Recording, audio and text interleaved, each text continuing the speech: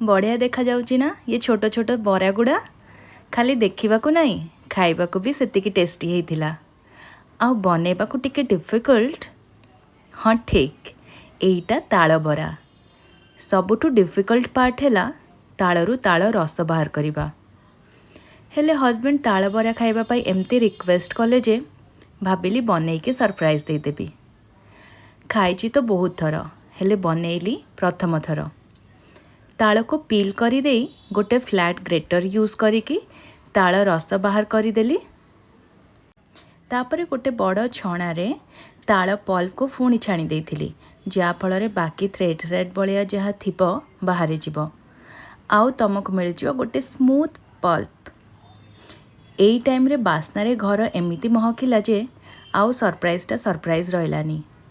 एबे ताल पल्प रे ऐड कली हाफ कप सुजी, हाफ कप राइस फ्लावर आउ हाफ कप मैदा आउ हाफ कप चीनी, अल्प कोरा नड़िया आउ अल्प छोट छोट नड़िया पीस, टिके इलायची पाउडर, सौंफ, हल्का लुण। मु परे खाइला बेले फील कली कि एथिरे आउ टिके नड़िया आउ सौंफ ऐड करी हेइथांता बेटर टेस्ट पाई। किछि जण खाली मैदा चीनी ऐड करिकी भी बनाती। एबे सबको भलसे मिक्स करी बैटर को किछि टाइम रखी देइछि। या भितर तेल गरम करदेली। तेलर अमाउंट सेतिकी नियो जेमिति बरा गुड़ा भलसे डीप हो पारुथिबे नहले फुलिबारे प्रॉब्लम हेबे। तेल ताती गला परे छोट छोट साइज रे गोटे परे गोटे बरा पकई चलिली आउ फ्लेम रहिबा मीडियम रे। बट एइठी मो मन बुझु नथिला जेहेतु बरा गुड़ा प्रॉपर गोल गोल हो नथिला। ठीक सेही टाइम को आसीगला मो हाउस हेल्प कहला दीदी बैटर रे आउ पानी दियो बरा गुड़ा आहुरी भल फुलिबो। एक्चुअली मु पानी देई नथिली एथिपाई भाबिके कि तालर फ्लेवरटा माइल्ड हो जिवो।